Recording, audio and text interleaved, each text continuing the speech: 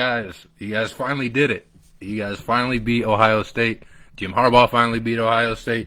Michigan finally gets to go to Indianapolis and play in the Big Ten title game. Just a really dominant performance, too. I feel like, obviously, most people didn't think Michigan was going to win, but if you did feel like Michigan was going to win, you probably thought it was going to be a close game. You probably weren't thinking that they were just going to sit there and bully the Buckeyes like they did all day. I'm sure you guys have a ton of questions. I have a ton of thoughts. But before we get into that, make sure you guys check out the Sports Carnage podcast. The link is in the description right here on Facebook. And if you're listening on YouTube, after we upload it to YouTube, of course, we'll have our descriptions in the comments below. But you guys can find that on Spotify, Podbean, Apple Podcasts. So, again, man, I think Michigan, I know because we all watched, Michigan really won this game in the trenches. Right, the defensive line was dominant. Aiden Hutchinson had the game of his life. Even on the Trevion Henderson final Ohio State touchdown, Hutchinson almost put the game away right there with an almost deflection. It was just inches out of his hands. Ojabo obviously made some huge plays as well, and Michigan's running game. I mean, Haskins had 5 touchdowns. Right, it's the second time in a rivalry game this year that Michigan got to see a running back go for 5 touchdowns. Thankfully for them, now the player was just wearing maize and blue instead of the other team's colors. But Michigan played a dominant game. I thought Jim Harbaugh and his staff outcoached Ryan Day and his staff pretty handily, and I think they were able to take away a lot of what Ohio State wanted to do. They didn't connect on a whole lot of deep balls. Like, I know Stroud he almost had 400-yard passing, but they're also playing catch-up kind of the entire fourth quarter, trying to get there. So it's not like he didn't get his yards. It's not like he didn't get his numbers. But for the most part, Michigan played a really sound game defensively, especially in the red zone. They were able to force Ohio State to take a couple field goals when they, of course, would have liked to punch it in for touchdowns.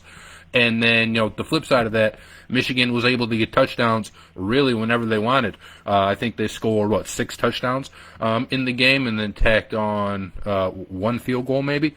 But it was just a really dominant, 6 touchdowns, because it's 27-42. So no field goals, but 6 touchdowns, which they'd much rather have, of course, than kicking a whole bunch of field goals. All we need to know is U of M is going to nationals. Yeah, now they're in the Big Ten title game. I think it sets up an interesting rematch with Wisconsin, who I think is a better team now than when Michigan played them. Now, Wisconsin has to get by Minnesota today, and that is, of course, no guarantee. But they're favored to win the game. I think most people expect Wisconsin to win the game. But for Michigan, I think, you want the path of least resistance. My guess, if I were a Michigan fan, I'd be rooting for Wisconsin to lose today so that you have an easier matchup in the Big Ten title game. Because I know you dominated Wisconsin already once, but I think it's hard to do that to a team 2 times. And I do think, again, Wisconsin is a better team now than they were when they played.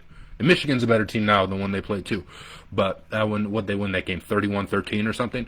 If they rematched, I wouldn't expect that to be. Am I wearing a toupee? No, man, my hair is just crazy. But too young to wear a toupee. I know it looks like that, though. This is what happens when we execute plays and don't worry about the refs.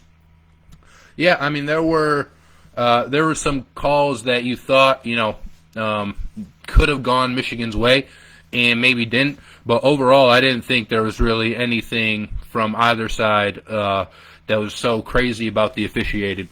Either way, I thought it was a relatively clean called game. Never sent Michigan State to do a man's job. Go Blue. Yeah, Ohio State definitely looked better against us. Ohio State was a way better matchup against Michigan State than Michigan. That is for sure. Go Blue, I called it. Hey, Gordon, if you called it, then you are one of the few, and good on you, man, because I didn't expect Michigan to win the game. I was on here though after the Michigan State game with Michigan, saying, or maybe it was the week after after Michigan beat Penn State, saying, Michigan's Big Ten title hopes and their playoff hopes weren't, they weren't dead yet. And then I even had a couple Michigan fans, yelling that they were and they weren't going to beat Ohio State. But if you called it, then, good on you, man. Yeah, I like I said, you said no. I don't remember talking to you specifically, but I didn't think Michigan was going to win the game.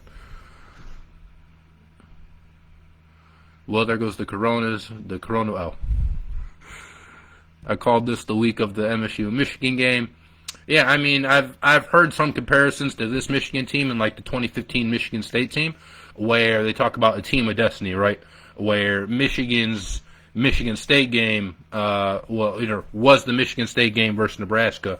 It's probably a little bit different, scenarios. Michigan State, this year is a way better loss than Nebraska was in 2015 when Michigan State lost to them.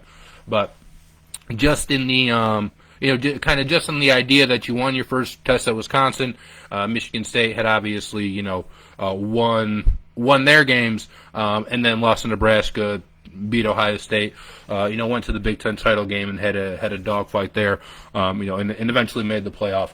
And with this Michigan team, I think there is a bit of a team of destiny to it. They seem grittier than Michigan teams in the past. They seem tougher, and they just seem like they play with more energy, right? That might be a credit to the new coaching staff, whether it's Mike McDonald on the defensive side, the defensive coordinator. Obviously they brought Mike Hart in. I know Jay Harbaugh has been there a minute, but he's been assigned to kind of different roles. But whatever Michigan's doing, it's certainly working.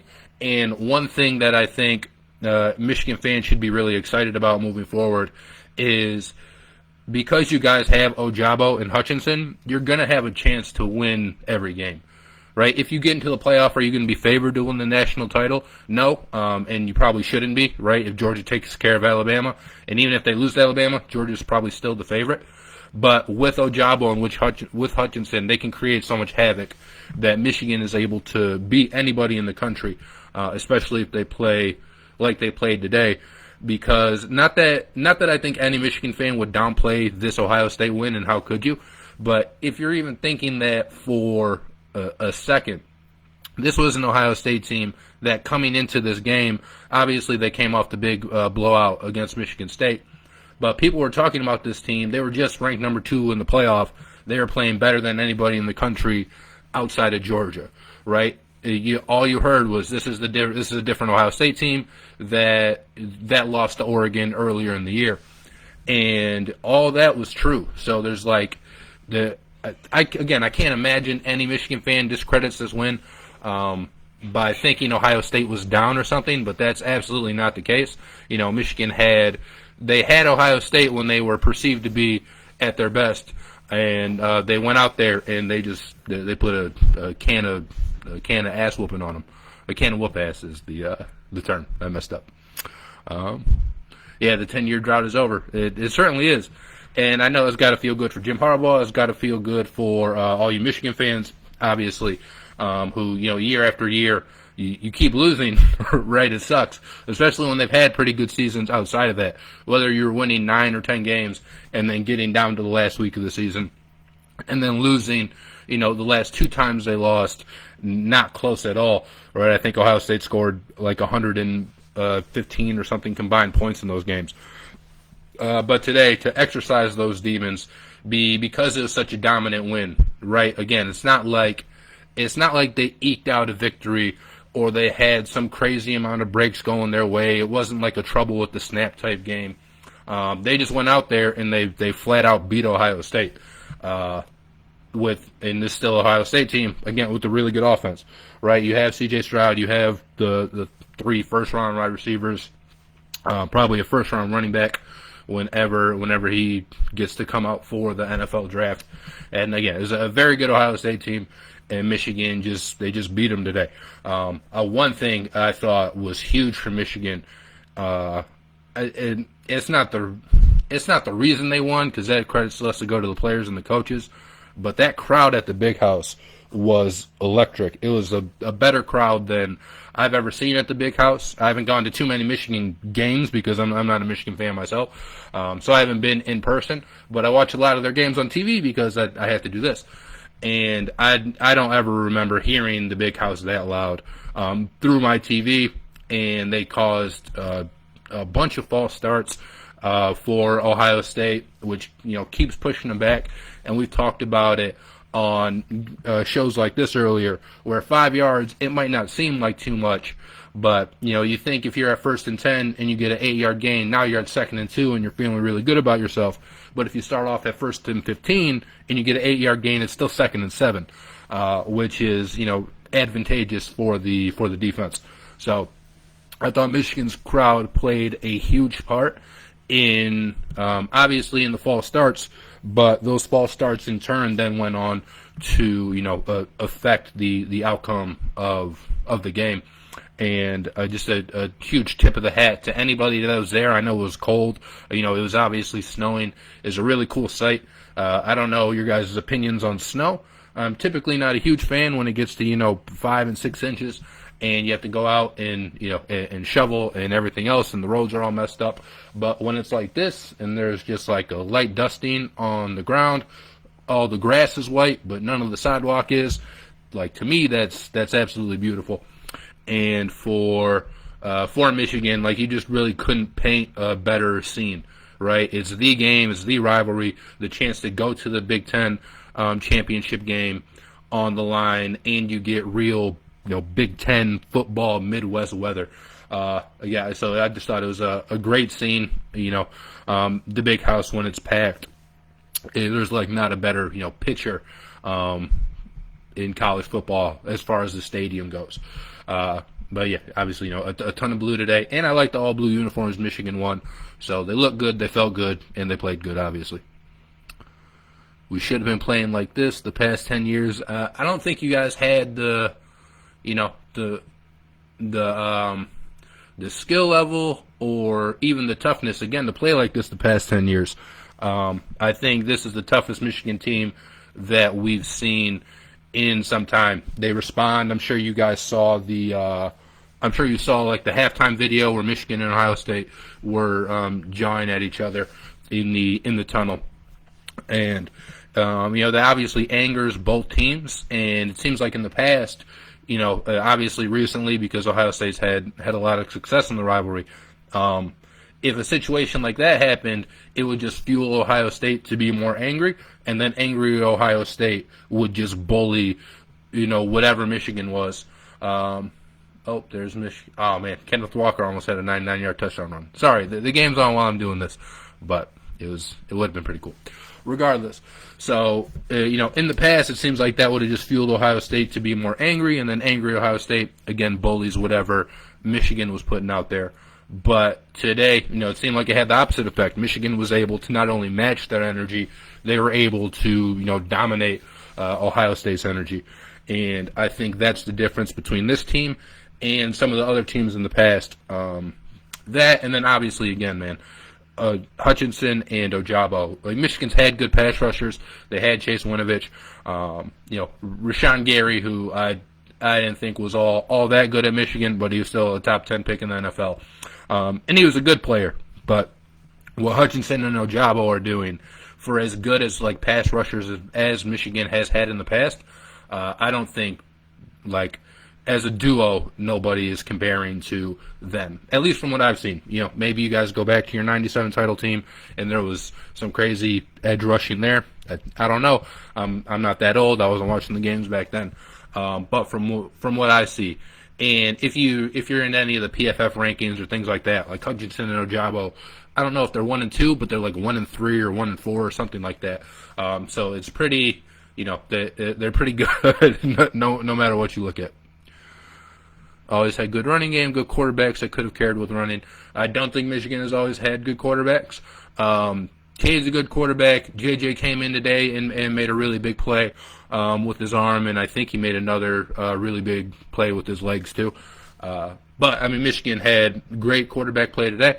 And except for that interception, which again we talk about the toughness, that interception is something that could have folded a Michigan team in the past, and this team just responded to it. Right, you thought you had like this huge break. You're going to go up 14-3.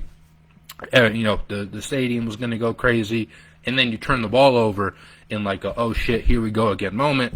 And again, instead of folding over, Michigan responded to it. They even went down 10-7. I know 10-7 is not this insurmountable lead, but they did give up the lead, and then Ohio State, and then Michigan was able to come back, and not only take a lead, but take a double-digit lead, right, and really just impose their will on Ohio State. And every time it seemed like Ohio State had an answer because the offense didn't get shut down. Again, they had a lot of yards. 27 points, if you're Ohio State, you obviously wanted more. And 27 points is actually a pretty good defensive effort against Ohio State. But it was just the fact that Michigan kept answering, right? They answered to every one of Ohio State's scores, and Ohio State wasn't able to answer back. There are, again, a lot of sacks leading to Ohio State being backed up 3rd and 20 and everything like that. It's just crazy. Hey, Ryan, tell Paul he owes me a gift card. I don't know what you're referring to. I will tell Paul, though. If my phone's a little bit too far, I'd let him know right now. I'll tell him, though. I promise you. I don't think he's watching right now. He might watch after. Paul, you owe Gordon M. Good a gift card. I don't know what for. I don't know the details of it. But it's like the 3rd time he's mentioned it. I'll let him know in our group chat, too. People complained about being a boring offense, and boring won the game. I mean, yeah, right. Michigan, run-heavy offense. People don't typically like to watch that. But it's never a boring offense if you're scoring 5 touchdowns with it. Michigan State had the same kind of game plan against Michigan, where if you looked at how many carries they had and how many rushing yards, you might think it's not like a good game to watch. But some of the runs they were pulling off, I thought it was fun watching Michigan's offense. And again, just watching the offensive line, they're really good at just like with not getting penalties too, where sometimes you see on those long run plays, right, a holding call. On C.J. Stroud's touchdown run that got called back, there was a holding. They ended up scoring anyway. But, you saw kind of on the other end for Ohio State. And Michigan's been pretty good all year, really, from what I can remember, of not holding when they're getting those long touchdown runs, which is really impressive because of how much that they run the ball. Go blue. Tell Paul he owes me. There it is again. Go blue, go blue, go blue. Okay, a lot of go blues here. Why are you wearing red? Because he's a little brother. So I'm wearing red because I was in the city of Detroit today getting a Christmas tree from Easter Market, and this is just what I chose to wear. I'm not a Michigan fan, though, so if you're looking for me to like have any type of Michigan clothes, I don't. And I thought wearing a Michigan State shirt on here would be a little, I don't know, it didn't seem advisable. But it's not an Ohio State shirt. It's a Detroit shirt. It says Motor City right there. I don't know if I lifted it up enough for you to see it, but it is a shirt representing the city of Detroit as opposed to the Buckeyes. Funny enough, though, I did go down to the Nike outlet in Detroit, and they have like this whole rack of Ohio State stuff, which seemed like it was just there to almost troll any Michigan fans that walked in there today.